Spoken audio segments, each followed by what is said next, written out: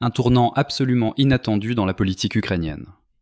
Mikhail Fyodorov démite ses fonctions de ministre de la Défense de l'Ukraine, part immédiatement pour les États-Unis d'Amérique, après avoir appelé à organiser des élections en Ukraine, afin de lever des fonds pour des projets dans le domaine des nouvelles technologies de défense.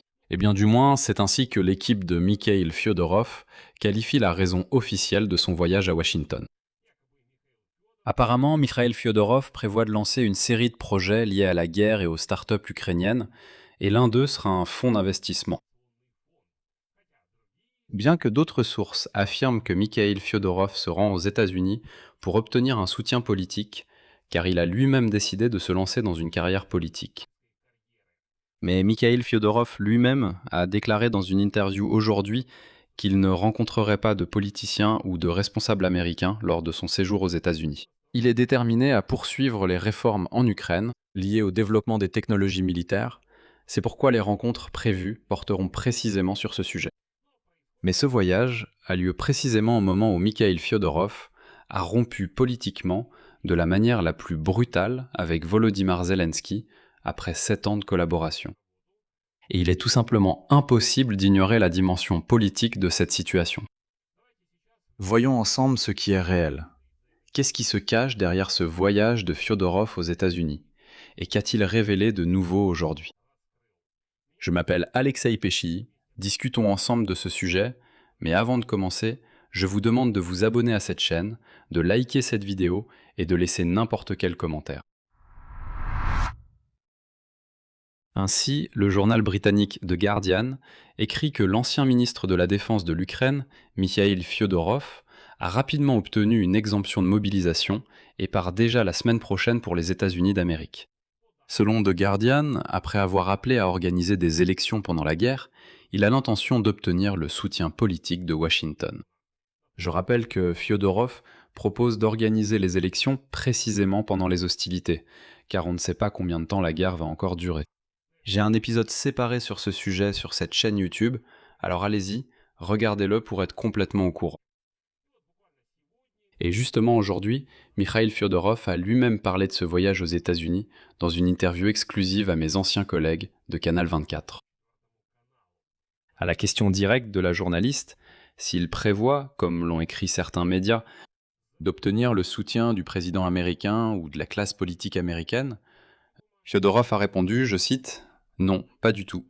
Je ne sais même pas d'où viennent de telles informations. C'est une question interne à notre pays. Commencer à communiquer et à promouvoir cela à l'étranger, personnellement, ce n'est pas naturel pour moi. J'aimerais que nous en discutions avec la société.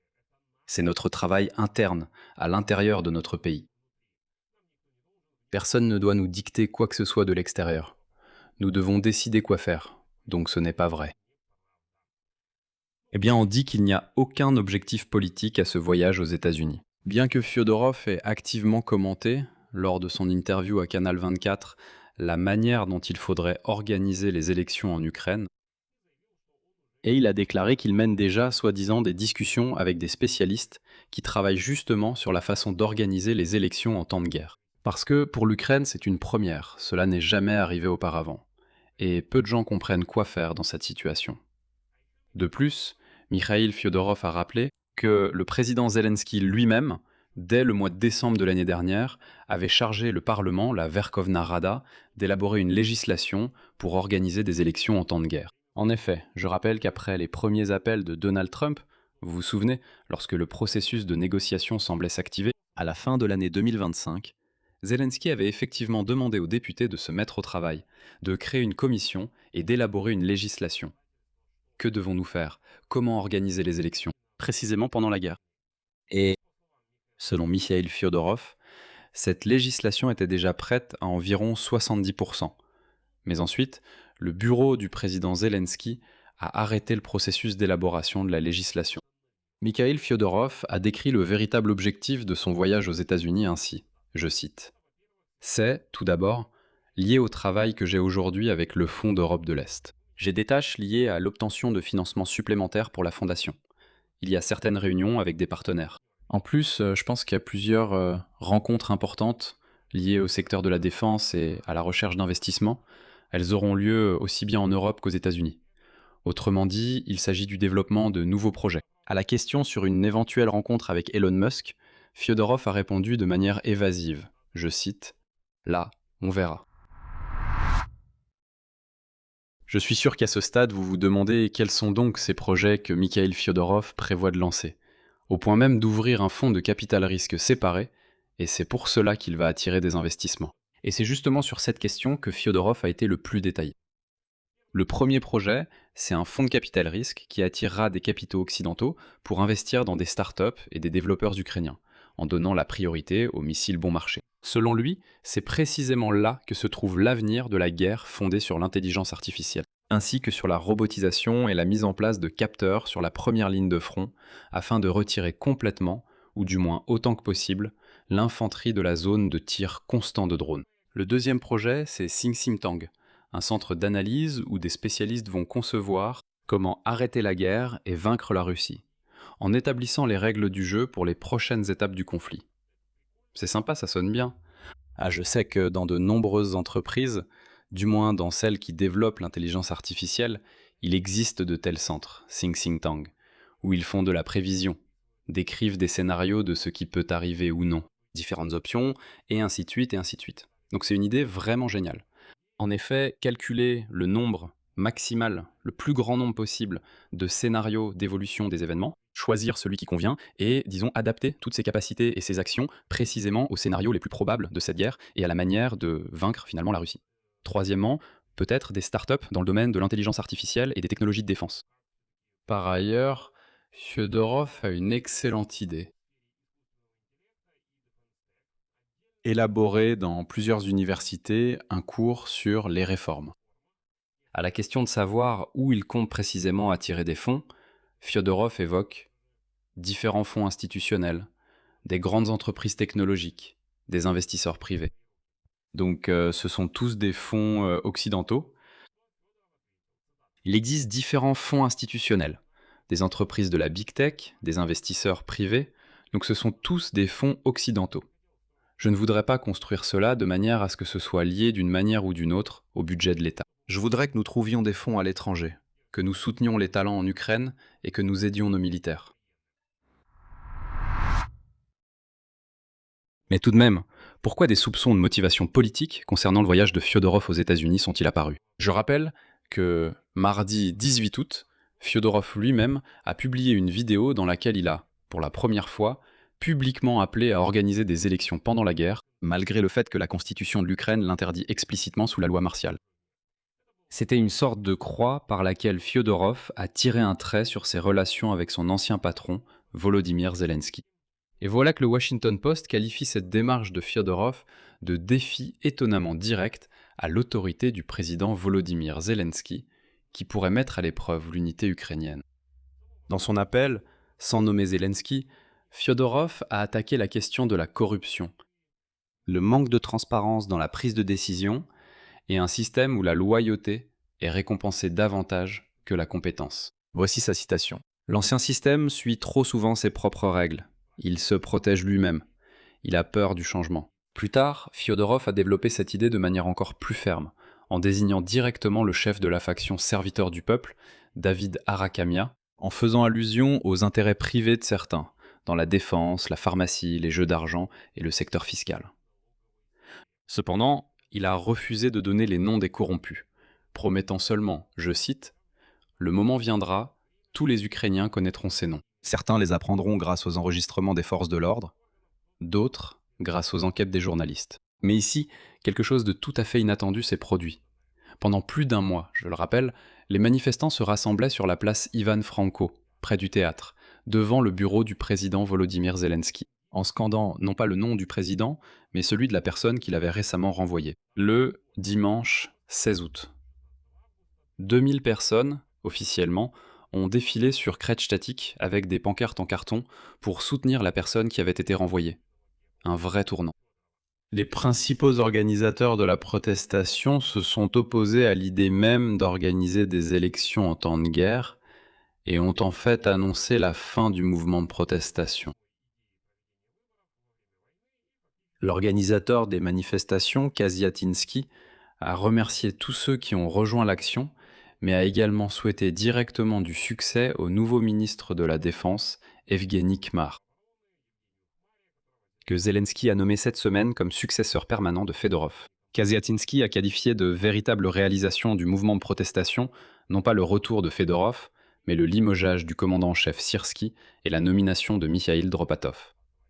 Et sur ce, la protestation a pris fin. En général, si vous êtes abonné à ma chaîne Telegram Petty News, j'ai déjà dit il y a 2 semaines qu'il n'y aurait aucun effet, que le mouvement de protestation n'aboutirait à rien. Et l'histoire avec Fedorov, en tant que ministre de la Défense, c'est terminé depuis longtemps. Tout est fini. On peut mettre un point final à cette histoire.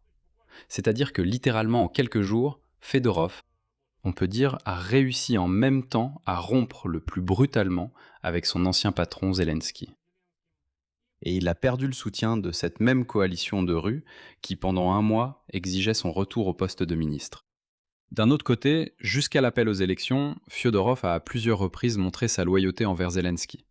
Et après son renvoi, il a publiquement refusé d'autres postes qui lui ont été proposés, comme par exemple le poste de conseiller du président pour les réformes. Il a également déclaré qu'il avait refusé un projet de coopération avec Palantir Technologies, cette même entreprise technologique américaine avec laquelle les militaires ukrainiens ont commencé à coopérer alors qu'il était encore ministre. Autrement dit, l'image d'un technocrate loyal mais de principe, Fyodorov l'a construite consciemment et de manière cohérente jusqu'à la rupture elle-même. Il convient de se rappeler ce dont Fyodorov s'est réellement distingué en tant que ministre, car cela explique pourquoi il a un tel poids politique et des liens avec les géants technologiques américains, qu'il prévoit maintenant d'utiliser pour son fonds d'investissement. L'avancée de l'armée russe sur les territoires occupés s'est pratiquement arrêtée cette année. C'est précisément à cause de la défense organisée par les forces armées ukrainiennes à l'aide de drones. Les drones de moyenne portée ont permis de saper le soutien logistique du groupe russe et de couper les approvisionnements vers la Crimée. Et les frappes à longue portée ont privé la Russie d'environ 1/3 de sa capacité de raffinage de pétrole. Fyodorov entretient des liens personnels étroits avec des entreprises américaines telles que SpaceX et Palantir.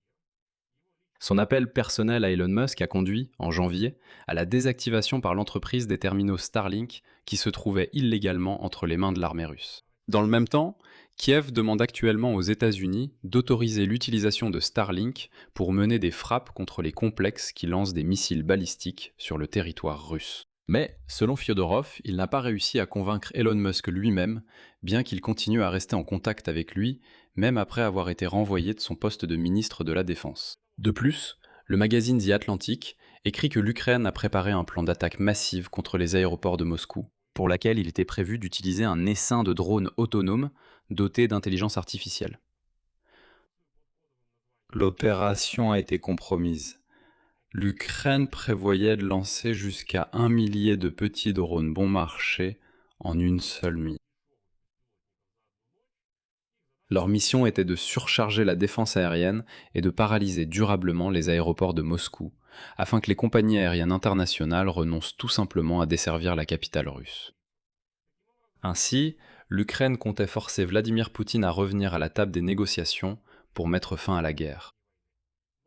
Mais, selon The Atlantic, Zelensky aurait apparemment renoncé à ce plan. Bien qu'actuellement, le bureau du président affirme que tout cela est complètement absurde et qu'un tel plan n'a jamais existé. En résumé, Fyodorov lui-même nie officiellement toute motivation politique derrière son voyage aux États-Unis, en insistant sur le fait qu'il s'agit uniquement d'attirer des fonds occidentaux. Pour un fonds de capital risque, un think tank et des startups dans le domaine des fusées bon marché et de la robotisation du front, autrement dit, pour poursuivre exactement le travail qu'il effectuait en tant que ministre de la Défense. Mais le voyage lui-même a coïncidé avec la rupture politique la plus retentissante de Fyodorov, avec Zelensky. Et c'est précisément ce contexte, l'appel à des élections en temps de guerre, l'attaque contre la corruption dans l'entourage du président Zelensky, plus la perte du soutien de sa propre coalition de rue, qui a rejeté sa propre idée, pousse les journalistes, y compris moi, à lui demander encore et encore quelles sont les véritables motivations de ce voyage, malgré les démentis directs. C'est-à-dire que Fyodorov dit non, pas du tout, c'est certainement pas une question de politique, mais tout ressemble exactement à de la politique. Je vais m'arrêter là, donnez votre avis, Écrivez vos conclusions dans les commentaires sous cette vidéo. Abonnez-vous à la chaîne, cliquez sur la cloche et n'oubliez pas de mettre un like. C'est tout pour aujourd'hui. Prenez soin de vous. Au revoir à tous.